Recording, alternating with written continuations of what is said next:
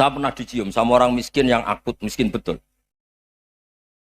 Itu tak ajarin, Anda ini lebih hebat ketimbang orang-orang kaya. Misalnya gini, misalnya ada komunitas rektor atau kiai besar. Saya ini kata orang banyak termasuk kiai besar. Mungkin kalau pinjam uang itu karena mau beli mobil, aksesoris mobil, karena kita kiai top atau rektor atau orang-orang top. Kalau sesama orang miskin itu pinjem-pinjemannya itu urusan beras, itu urusan nyawa. Keren mana? Menyelamatkan nyawa sama aksesoris mobil. Nyawa. Jadi pahala kamu pasti lebih besar. Itu senengnya jadi orang miskin terus keterusan sampai sekarang. Oh itu, lo coba kalau menteri sama menteri, rektor sama rektor, kira-kira pinjamannya apa Pak Arso? Kan kalau mau beli mobil atau mau umroh VIP, pokoknya yang keren-keren. Kalau orang miskin pinjam karena apa? Makan kan, beras kan. Makanya kalau yang sedang miskin monggo lah, kalau ingin teruskan. Maksud saya Islam tuh seenak itu, Islam tuh segampang itu. Sudahlah yang sedang miskin ya keren. Karena sekali sosial itu urusannya apa? Nyawa. Tapi kalau miskin semua ya Indonesia bisa tutup kan. Ya sudah yang kaya-kaya itu saya mengatakan Indonesia karena bayar pajak yang menjadikan Indonesia berjalan. Tapi ya dipakai yang benar. Nah, begitu seterusnya. Ada kiai miskin cerita ke kita. Terus enak jenengan alim, terus punya santri banyak, bisa ngajar di mana-mana. Saya bilang, hebat kamu. Dia hidup di daerah tertinggal. Itu yang diajarkan kan hanya tauhid. Kan nggak mungkin di saat tertinggal baca fikih perbandingan madhab. Kan nggak mungkin. Kalau yang kayak Pak Fajar, Pak Sadali kan nggak mungkin. Fikih perbandingan apa? Madhab. Menyorot madhab dunia. Gaya engke-engke itu kan nggak mungkin. Tapi pertanyaannya, yang menyelamatkan masuk surga itu tauhid apa perbandingan madhab? Tauhid. Ini hanya mengajarkan fardu kifayah sunat-sunat. Ini Anda mengajarkan fardu ain. Surganya dulu kamu. Oh terus senangnya jadi kayak gitu. Karena yang diajarkan apa? Tauhid. Sementara kita yang gaya-gaya ini. Ajarkan perbandingan apa? Madhab, studi banding ke Al-Azhar kemana-mana. Ini enggak, tauhid. Dari orang nyembah pohon jadi nyembah Allah Ta'ala. Keren enggak? Keren. Jadi terus kayak gitu sama saya senangnya bukan mereka, karena tak bela. Tapi ada yang agak kurang ajar, tanya saya. Kalau itu hebat, kenapa Gus gak mau jadi kayak gitu? Waduh. Wah ya repot kalau pertanyaan. Terus tak jawab, kalau saya jadi kayak gitu, kamu ngangsu ilmu dari mana coba? Ya dari jenengan, ya kalau sama gobloknya ada bisa. Ya sudah, Gus aja jadi kayak besar. Maksud saya, ya sudahlah kita begini seperti yang saya ajarkan di sini, saya sarankan. Supaya orang itu tahu. Ini namanya diroyah, apa? Makanya kata Imam Ghazali itu kalau kamu ingin sopan gampang melihat anak kecil, wa aqallu minni dzamban, dia dosanya lebih kecil. Karena masih kecil kan, tentu secara dosa enggak banyak. Kalau melihat orang yang tua, wa aktsaru minni ibadatan, dia tentu ibadahnya lebih banyak karena umurnya lebih banyak. Sehingga terus semua orang lain tuh di depan kita itu hebat. Ya semua orang lain sama misalnya Pak ini rektor, Pak Fathul Wahid rektor. Tanggung jawabnya lebih banyak, berarti pahalanya lebih banyak. Tapi sama, ketika melihat Nyon Sewu, melihat pegawainya yang secara lahir di bawahnya, ini tanggung jawabnya enggak banyak, pasti salahnya juga enggak. Itu yang diajarkan Rasulullah SAW, sehingga enak. Tapi kalau kita melihat orang lain selalu salahnya, itu pecundang. Allah saja tidak seperti itu kan, amal baik ya ada khairan, amal buruk ya ada saron, semuanya dilihat oleh Allah Subhanahu wa Ta'ala. Saya itu punya teman Gus, agak beling, agak seenaknya. Dulu miskin. Wah itu seenaknya betul. Kayak kenal Tuhan. Tak tanya, kenapa kamu seenaknya? 1 bulan tuh labanya bisa 200 juta sampai 500, sampai 1 miliar. Saya itu Gus, setelah duha itu perkembangannya bagus. Duha, sholat duha itu. Saya pernah miskin, kan kata, ingkana rizki fisama, wa ingkana qalilan, ya kalau fisama fa'anzilhu, terus wa ingkana qalilan fakasirhu, kalau sedikit perbanyak. Ini trennya sudah benar semua. Nah, wa ingkana haroman fatohirhu, kalau haram yang kau sucikan. Makanya saya seenaknya, kalau qalilan sudah fakasiru, paling trennya yang enggak benar juga fatohirhu. Dia yakin kalau yang enggak benar-benar sudah disucikan Allah, karena yang lain-lain sudah Dari miskin sudah kaya, qalilan sudah fakasiru. Paling yang haroman juga sudah fatohiru gitu. Tak tanya, lah kamu kok tahu? Polanya sudah ada Gus, karena sang qalilan. Wah, kamu sembrono sama Tuhan kok begitu kan? Tapi apapun itu seneng saya. Seneng saya sering salah teh, makanya saya mohon lah. Yang sekarang miskin, sedang miskin itu ya ndak usah nyesal banget-banget. Kalau ingin kaya monggo lah, namanya orang juga ingin. Tapi Anda harus bangga. Sosial antar kalian adalah urusan nyawa dan itu pahalanya luar biasa. Supaya kita, nah yang kaya-kaya juga boleh GR lah karena pembayar pajak. Dan itu bisa menyelamatkan apa? Indonesia Raya. Begitu seterusnya. Itu yang diajarkan Nabi, antawadhu hatta la yabghiya ahadun ala ahadin. Kamu semua harus tawadhu sehingga antar kalian tidak saling tidak sopan, tidak saling liar, tidak saling mendolimi. Termasuk tadi sikap gak jelas tadi. Orang dolim yang sekarang dolim bisa saja tobat, yang sekarang soleh bisa saja nanti. Semuanya tuh mungkin. Kita diajari ya muqallibal qulub tsabbit qalbi ala dini. Jadi keliru kalau kita dalam banyak hal harus tegas, gak mesti. Al halalu bayyinun wal haramu bayyinun. Tapi ada wa bainahuma umurun mustabihat. Ada yang wilayahnya itu abu-abu. Misalnya ada perempuan cantik misalnya, contoh paling gampang. Kalau kamu ajari secara serius, kamu bisa saja tergoda jadi fitnah. Jadi kalau orang soleh gak berani ngajarin, kemudian digunakan orang fasik, malah menjadi orang nakal, kita juga tanggung jawab. Kamu mau tegas gimana? Wilayahnya sama-sama mungkin. Wilayahnya sama-sama mungkin. Yang dekat pejabat mungkin terkontaminasi KKN. Tapi kalau pejabat gak dekati orang soleh, punya perilaku yang gak soleh, yang repot juga Indonesia kan? Nah hal-hal seperti itu kita tidak perlu ngambil sikap. Maksudnya nggak usah ngambil sikap, ya kita buktikan kalau milih satu madzhab, kita buktikan semuanya lebih baik, semuanya lebih bermanfaat, semuanya lebih berperadaban. Karena nggak bisa dihindari wabena humain. Termasuk nyuwun sewu, saya mohon maaf sama mulai Pak Harso, Pak Lutfi sampai Pak Fathul Wahid. Saya ini termasuk kiai yang nggak suka dekat sama orang-orang top. Bukan karena hasud. Memang konstitusi kiai harus gitu, la tamud dan na'inaika.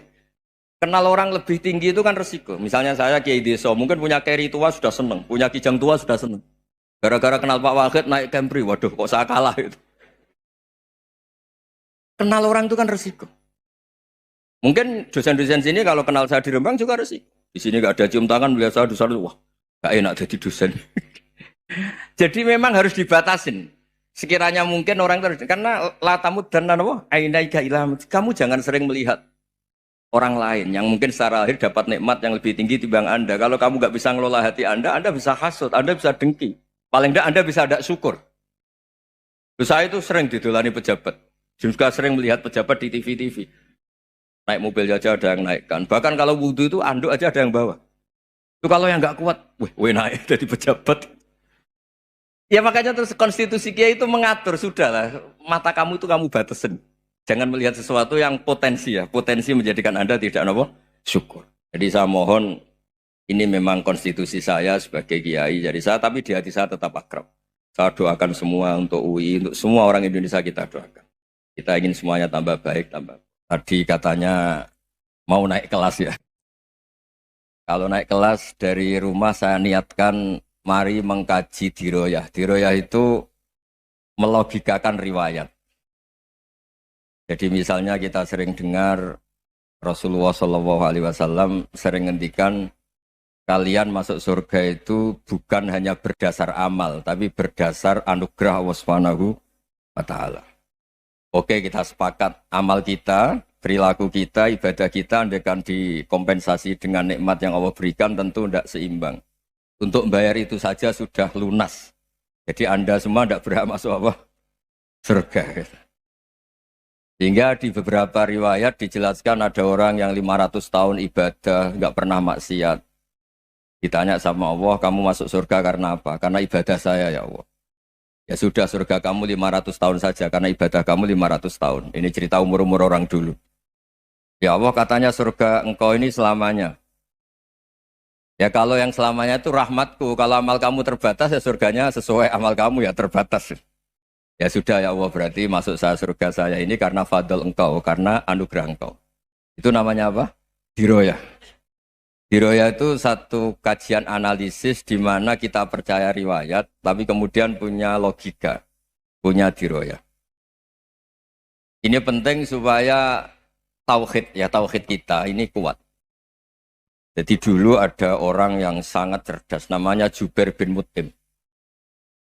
Dia saking cerdasnya, juga kaya, juga tokoh, dikirim sebagai delegasi pembebasan Asra Badrin, tawanan Badar. Kemudian pas datang ke Masjid Nabawi, Nabi delalah pas baca Wattur wa kitabim mastur. Sampai pada titik Nabi baca Am khuliqu min ghairi syai'in am humul khaliqun. Apakah penciptaan yang sedemikian canggih itu dimulai tanpa perwujudan, tanpa sesuatu yang real, yang maujud? Orang itu langsung bersimpuh, matur, ya Rasulullah saya Islam. Kada qalbi yatir, hampir hati saya, otak saya, pikiran saya itu terbang. Karena logika yang dibangun ateisme misalnya, kalau alam raya ini dimulai dari nihilisme, berarti logikanya apa? Al-adamu yakhluqu maujudan. Alam raya ini kan maujud. Maujud itu ada. Kalau yang lebih dulu itu ketiadaan, berarti ketiadaan menjadi sebab kewujudan. Kalau dalam bahasa Arab itu al-adamu yakhluqu maujudan. Sesuatu yang harusnya nggak jadi faktor karena ketiadaan, menjadi faktor sesuatu yang nyata. Itu kan nggak masuk akal. Ya, kalau alam raya ini ada al-adam sing yasbiku maujudan, berarti alam raya ini al-adamu yakhluqu maujudan, suatu yang tidak ada menciptakan yang ada. Dengan logika itu terus kita ngaji, diajari sama guru-guru kita, sifat dasar Allah itu maujud. Wallahu maujudun qadimun. Terus masuk. Yang harus distatuskan pertama dari Allah itu apa? Maujud, wujud. Karena dengan wujud ini layak menjadi penyebab adanya alam raya ini. Sehingga ketika kita menolak faham nihilisme atau ateisme, faham tanpa Tuhan, tanpa pencipta awal, kita punya diroyah. Bahwa tidak mungkin ketiadaan ini menjadi sebab perwujudan alam raya ini. Yaitu amkhuliku min ghairi syai'in. Masa alam raya ini diciptakan tanpa sebab yang nyata, yaitu wajibil wujud. Siapa itu? Allah Subhanahu. Begitu juga menyangkut sholawat. Orang boleh beda pendapat tentang redaksi sholawat. Ada yang sholli ala Muhammad, ala Sayyidina Muhammad, Nabi Muhammad. Monggo lah masalah redaksi saja. Tapi setelah dianalisis, Nabi itu Pak Rektor, jadi Nabi setelah Nabi Isa saking dihormatinya sampai dituhankan. Juga jadi Nabi yang ada cerita masih hangat, orang Yahudi itu bunuh Nabi. Jadi yang satu mendudukkan Nabi sedemikian tinggi sampai kayak Tuhan, yang satu menjatuhkan Nabi sedemikian rendah sampai dibunuh. Kayak apa susahnya jadi Nabi Muhammad SAW. Kemudian dengan gampang Hadaddin agama ini bikin syariat yang bernama sholawat. Redaksinya monggo lah sesuai tradisi masing-masing. Allahumma sholli ala Muhammad, Allahumma sholli ala Sayyidina Muhammad, ala Nabiyina Muhammad, monggo lah. Tapi yang jelas redaksi ini kalau didiroyah dikaji, Allahumma itu Tuhan, Tuhan itu pemberi. Wa Muhammadun wa injalla qadruh abdun min ibadi. Muhammad apapun tinggi derajatnya tetap berstatus hamba. Sehingga agama ini terjaga oleh syihotus sholawat. Agama ini terjaga oleh redaksi sholawat. Yaitu Allah tetap pemberi sebagai Tuhan yang enggak tersaingi, la syarikalah. Rasulullah Muhammad wa injalla qadruh. Apapun prestasinya, bisa mi'raj, bisa apa saja, tetap seorang hamba yang butuh muhtajun ila rahmatih. Jika redaksi Allahumma sholli ala Muhammad ini mengukuhkan yang Tuhan tetap Tuhan, hamba pilihan tetap hamba pilihan. Tentu dengan redaksi ini kemudian kita mendudukkan Nabi benar-benar posisi terhormat. Yaitu orang yang paling berhak dapat askat tahiyat, mendapat penghormatan Allah paling tinggi, yaitu Rasulullah Muhammad SAW. Dan itu diulang-ulang oleh Allah. Subhanalladzi asra bi'abdi. Status hamba ini diulang-ulang. Lagi-lagi ini bernama diroyah. Bernama apa? Contoh ketiga misalnya fihi ayatum bayinatum maqamu Ibrahim. Dulu orang Yahudi itu ada diskusi masif. Syaratnya Nabi itu mbah-mbahnya harus Nabi. Harus keturunan Nabi. Kemudian semua Nabi rata-rata di Palestina, di Syam. Lalu Muhammadnya asal-usulnya dari mana? Tahu-tahu orang Arab kok Nabi. Padahal orang Arab itu dulu jahiliyah. Walhasil terus diceritakan bukti Muhammad ini turunan Ibrahim adalah ada jejak kaki Nabi Ibrahim di dekat apa? Ka'bah. Fihi ayatum bayyinatum maqamu Ibrahim. Kalau Nabi Ibrahim pernah di Mekah, artinya beliau pernah meninggalkan turunan yang di Mekah. Yaitu bernama Nabi Muhammadun sallallahu alaihi wasallam. Itu disebut fihi ayatum bayyinatum maqamu Ibrahim. Nah, itu namanya diroya. Diroya itu satu perilaku keseharian kita beragama, kemudian tahu logikanya. Yang keempat misalnya, mangkana yu'minu billahi wal yaumil akhir fal yukrim apa? Jaro. Orang yang iman karena Allah dan Rasul, maka memuliakan tetangganya. Andaikan pakai hukum sosial, tentu kalau tetangga kita baik, kita baik. Kalau kurang baik, kok kurang penggawean kan gitu. Tapi dulu itu pernah ada seorang ulama itu dibully ya, dikerjain sama anak muda tetangganya. Pak Kiai datang ke rumah saya, orang ini datang. Kemudian setelah di rumahnya, saya tidak jadi butuh sama Pak Kiai, silahkan pulang. Itu Kiainya senyum menikmati. Dan itu terulang 3 kali. Dibully seperti itu, dikerjain terulang 3 kali. Lalu tetap Kiainya tuh asik, seneng sekali. Lama-lama muda ini tanya, kenapa engkau tidak tersinggung? Padahal saya kerjain sampai 3 kali. Tak undang, terus tak suruh pulang, tak undang, tak suruh pulang.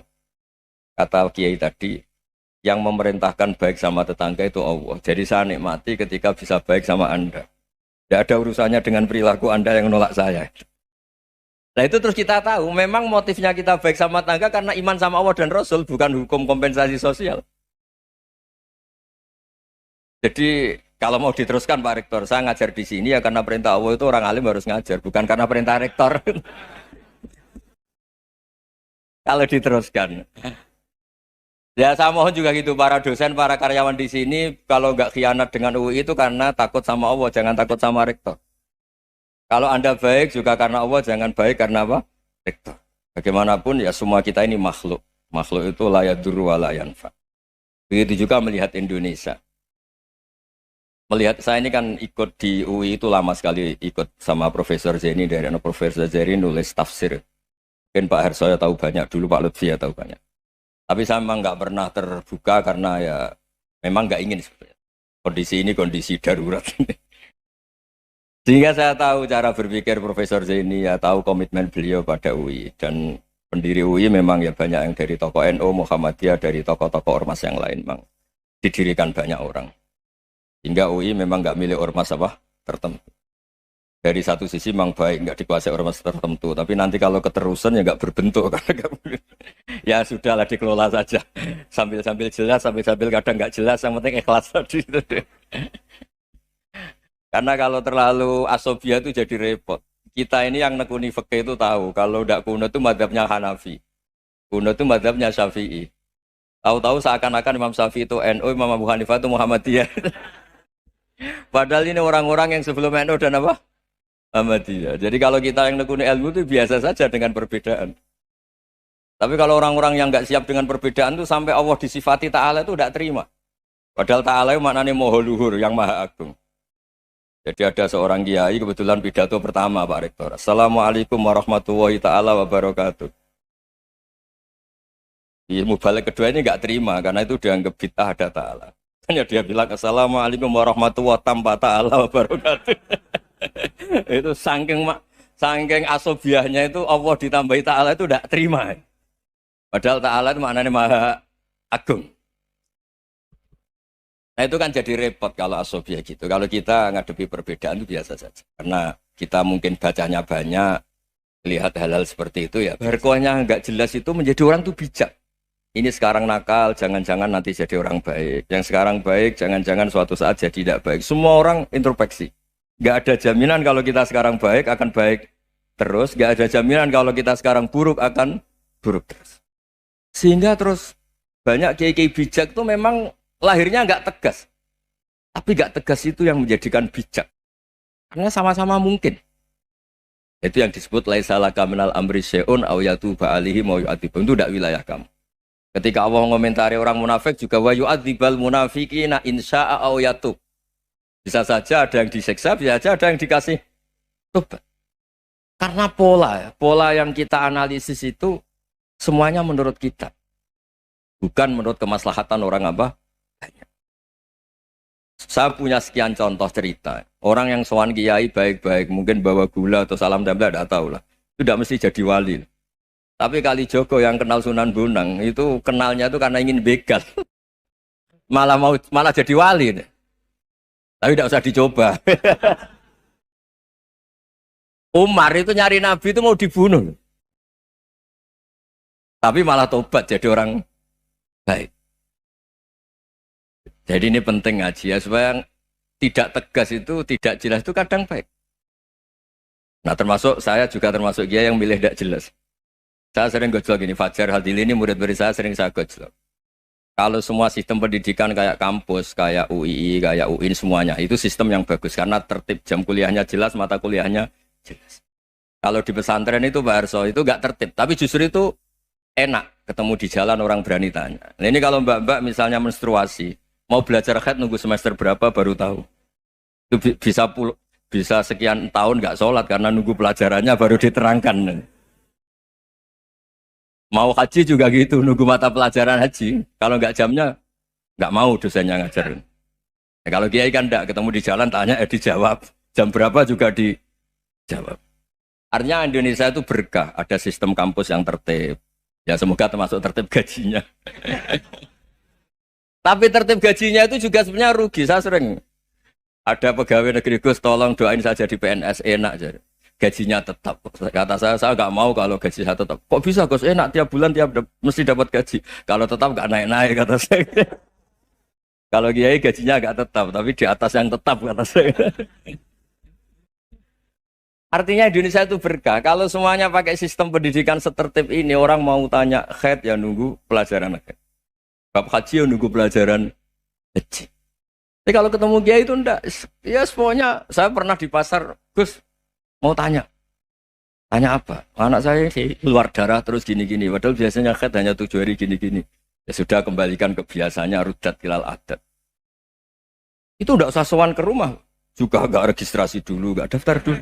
Ya ini enggak nyindir cerita saja. Supaya ini bukti koalisi beneran. Jadi saya yang kiai enggak tertib jam, koalisi sama yang tertib jam. Jadi kalau semuanya sistem kampus, nanti pertanyaan itu enggak bisa on time, enggak bisa setiap saat. Makanya Indonesia itu berkah. Kiai-kiai yang alim yang di jalan-jalan banyak. Juga kiai yang di kampus dokter-dokter fikih banyak. Yang nekuni ilmu umum ya banyak. Macam-macam. Itu masalah itu kalau saling mengadili itu baru masalah. Misalnya kiai ngeluh, enggak enak jadi kiai, enggak punya gaji tetap. Yang dosen ngeluh, enggak dicium tangannya. Karena memang unik Indonesia itu. Kalau guru fikih kok dosen itu tetap nggak dicium tangannya. Karena pikirannya anak-anak itu wong sudah bayar disuruh nyium. Itu kayak di alam sadar tuh gitu. Kalau kiai itu kan anak-anak nggak bayar itu. Ya opanya cium tangan itu. Makanya kalau kiai-kiai tidak keramat bisa mati karena dicium tangannya doang itu bisa mati itu kiainya. Ya ini cerita. Supaya saling menghormati, saling. Nah dulu itu perbedaan itu urusan sudut pandang. Ya saya ulang lagi, perbedaan itu sudut. Allah yang Tuhan saja sering didebat sama nabi-nabinya. Karena urusan sudut pandang apa? Saya beri contoh ya. Suatu saat Khalilur Rahman Ibrahim itu saatnya meninggal sama Allah, Israel disuruh. Israel itu Ibrahim saatnya meninggal, ambil nyawanya. Setelah datang ke Ibrahim, ya Khalilur Rahman Ibrahim, saya disuruh nyabut nyawa Anda. Itu Israel dipaksa mikir sama Ibrahim. Hal ra'aita khalilan yumitu khalilah. Kamu tahu orang yang mencintai kemudian bunuh yang dicintai. Itu logika agak benar. Akhirnya Israel kan nggak biasa debat. Kan nggak dilatih debat. Nggak pernah ikut lomba UI debat ilmiah. Dia taunya nyambut nyawa aja. Kembali ke Allah. Ya Allah, kata Ibrahim, hal ra'aita khalilan yumitu khalilah. Masa kekasih bunuh yang dicintai ya. Tapi kata Allah santai. Bilang ke Ibrahim, hal ra'aita habiban yakrahu ayyalqa habibah. Masa katanya dia cinta saya, kemudian ketemu saya tidak berani. Israel mater lagi. Logikanya gini Ibrahim, masa yang dicintai sama yang ketemu yang dicintai nggak berani. Ya udah ketemu aja. Katanya yang meninggal itu. Artinya kamu bisa saja GR tidak mati-mati karena merasa dicintai. atau ingin mati karena mencintai. Nah, maksud saya, hal-hal seperti ini orang UI pasti gak jelas. Katanya cinta Allah suruh mati ya nggak mau. Nggak jelas kan? Dibilang nggak cinta juga nggak mau. Tapi dibilang cinta kalau ukurannya mati juga nggak mau. Nah, tapi dalam banyak hal nggak jelas itu penting, Pak Rektor. Penting sekali. Buatan guyon. Saya beri contoh sekian ilmiah, nggak jelas itu penting. Rasulullah Shallallahu Alaihi Wasallam itu dalam banyak hal itu disuruh Allah, memang disuruh supaya ngambil sikap seperti itu. Karena Allah itu punya otoritas penuh untuk bikin orang itu baik atau tidak baik. Wahsy itu yang membunuh Sayyid Hamzah, orang paling dicintai Nabi, di antara yang dicintai Nabi. Qatalahu Wahsyun, dibunuh oleh Wahsy. Nabi secara basarnya itu nggak suka sama Wahsy. Sampai cara lahir ya ingin, corong Jawa ingin masuk nol. Tapi apa kata Allah? Laisa laka minal amri syai'un aw yatuba alaihim aw yu'adziba. Itu tidak wilayah kamu Muhammad. Malah Wahsy dikasih tobat sama Allah. Khalid bin Walid. Itu perang Uhud kalah itu karena ide brilian Khalid bin Walid. Pas itu masih panglima kafir. Yaitu pura-pura kalah, ghanimah dilepas, sahabat turun, pasukannya naik, walhasil orang Islam kalah. Khalid bin Walid akhirnya juga masuk Islam. Orang yang secara basariah Nabi itu gak siap. Kebalikannya juga ada. Sa'labah itu orang sampai gelar hamamatul masjid. Ini pas ngaji mesti ingat. Salam. Dia di masjid terus. Setiap habis salam tuh lari karena istrinya nyuwun sewu masih berpakaian yang tidak pantas. Kenapa engkau terburu-buru pulang? Pakaian yang dipakai istri saya sekarang saya pakai. Ya pakaian sarung itu kayak Pak Rektor kan fleksibel. Ini khusus mau Ramadan, tidak akan sarungan terus, gak usah khawatir. Jadi ini tadi sudah perjanjian. Saya yang kiai celananan, beliau yang rektor pakai sarung. Jadi iya. Supaya itu barter madhab. Tapi hanya sekali ini aja, bukan. Jadi jangan diharapkan ini jadi tontonan terus-menerus. Dan ini barter madhab. Saya sama Profesor Kores juga sering gitu. Saya pakai sarung yang dihadiahi beliau, beliau pakai sarung yang dihadiahi saya. Memang itu tradisi Islam. Tahadau tahabu, kamu saling memberi hadiah maka kamu saling mencintai. Bukan riswah, bukan riswah. Walhasil terus Sa'labah ini mbok saya didoakan Nabi supaya saya kaya, supaya tidak sering ganti-ganti pakaian seperti ini sama istri saya. Jangan-jangan kamu miskin itu lebih baik. Ngotot minta didoakan. Didoain Nabi kaya, terus lama-lama ninggal sholat, ninggal jamaah. Itu Allah belum tersinggung. Yang mulai Allah tersinggung itu kan saya sering fatwa di mana-mana, sering memberi saran. Mumpung kamu miskin itu sering sedekah, karena kalau sudah kaya itu tidak bisa. Saya memberi analogi gini. Kalau saya masih santri miskin, punya uang 100.000, diminta guru saya 50 tak kasihkan, padahal itu 50%. Punya 2 kambing kurus, diminta guru saya 1 pasti tak kasihkan, padahal itu 50%. Jadi kalau punya sapi Brahman atau sapi limusin yang harganya itu 100 juta, punya 2, diminta 1 boleh enggak? Enggak boleh. Saya punya motor butut 2, diminta teman saya 1 boleh, tapi kalau Davidson Harley itu enggak boleh. Nah, walhasil itu kalau kita miskin, misalnya kita zaman kuliah atau zaman mondok atau zaman apa saja, punya uang 100.000, nartik temannya sampai 50.000 kan biasa. Tapi setelah 1 miliar, berani enggak kamu kasihkan 500 juta? Sama-sama 50%. Enggak kan? Nah Sa'labah gitu, ketika zakat masih per 40 kambing, 1 kambing, itu sebenarnya kan masih ringan. 41, 82. Kambingnya itu sudah mabenal jabalen. Barang dihitung zakat karena sudah ribuan, jumlahnya sampai 400 kambing. Banyak lah pokoknya. Terus kata Sa'labah, ini pemerasan. Karena jumlahnya besar. Allah tersinggung karena nabinya dianggap narik zakat itu dianggap khoros, dianggap pemeras. Allah tersinggung kemudian fa'aqobahum nifakon fi qulubihim ila yaumil. Dia ditegur munafik. Semenjak itu terus tadi kembali gak jelas tadi. Jadi kalau makanya itu pakar-pakar akhlak ya, pakar-pakar etika peradaban. Itu tertampar betul ketika Nabi urusan ilmu itu mengabaikan itu kalau sudah urusan ilmu. Misalnya begini, ada urusan ilmu, ada mbak-mbak cantik atau ibu-ibu cantik. Itu dalam Islam itu diajarkan jangan sopan-sopan banget. Kata Nabi, karena kekuatan ilmu itu di atas kekuatan akhlak, di atas kekuatan adab. Ya nisa an-nabi lastunna ka ahadim minan nisa. Ini taqaitunna fala takhdu'na bil qaul. Faya tama alladhi fi qalbihi maradun. Misalnya ada mbak-mbak cantik, menarik, kemudian sopan misalnya sama Pak Fajar ini sama dosen-dosen. Monggo binara. Wah itu bahaya pikirannya kemana-mana. Itu. Orang yang imannya pas-pasan, wih berarti mau. Maksud saya kalau cantik, menarik ketemu di jalan biarin aja dosennya mau kemana biarin aja. Gak usah dihormatin. Kalau dihormatin, Pak mau kemana sadereno bisa bahaya. Nah, biarin aja. Kalau tanya, Dek ini alamatnya mana? Cari sendiri Pak. Karena hanya dengan cara itu si Pak dosen ini nggak kepikiran. Nggak ada orang suka orang kedus itu nggak akan. Tinggal sudah cantik, sopan. Wah bisa pikirannya macam-macam. Itu ilmu. Fala takhdu'na bil qaul. Kamu jangan terlalu lirih kalau ngomong. Fayat ma'alladzi fi qalbi maradun. Orang yang pikirannya masih kotor pasti berpikir yang negatif. Anda mungkin demi sopan sama dosen Anda. Tapi sejauh mana dosen Anda juga berpikir positif? Itu kan uji iman sama uji nyali. Nah, sama pejabat yang sopan sama kiai mungkin punya Alphard, punya Robicon, punya terus bawa uang banyak. Terus sama kiai cium tangan hormat. Jangan-jangan kiainya yang pikirannya macam-macam. Ini berarti bisa jadi muhibbin potensial misalnya. Nah, saya ini termasuk kiai yang pengagum ilmu. Sehingga saya sama orang yang medit, yang kikir sama saya itu saya senangnya bukan main.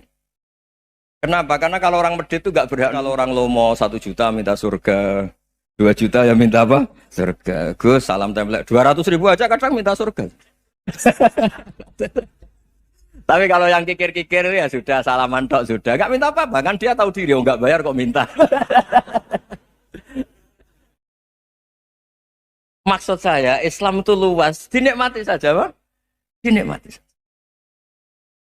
Nah itu diroya, maksudnya itu diroya. Diroya itu, kamu tahu aturan Islam itu kamu harus yakin khairihi wa syarrihi minallah. Semua itu ujian, tapi kemudian dikaji.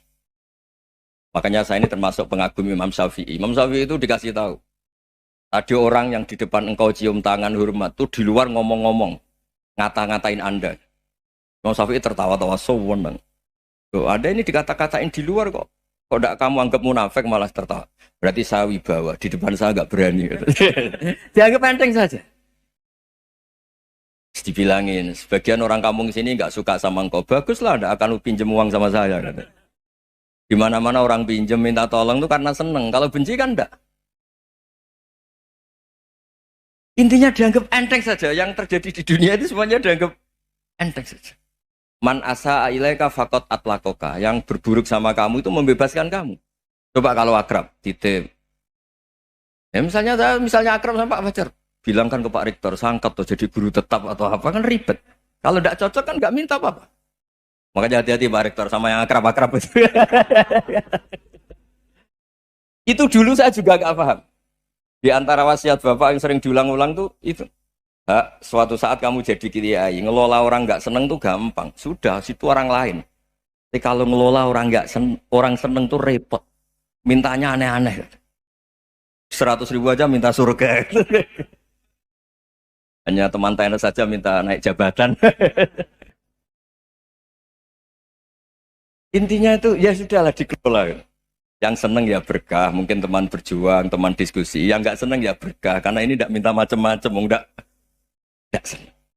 Nah itu namanya diroya. Diroya itu satu kajian keilmuan yang menjadikan kita ini nyaman dengan riwayat-riwayat panduan-panduan dari Rasulullah Shallallahu Alaihi Wasallam kayak tadi. Kenapa sih tentang baik sama tetangga, baik sama tamu? Hitung-hitungannya itu mangkana yu'minu billahi wal yaumil. Ya, Assalamualaikum warahmatullahi wabarakatuh.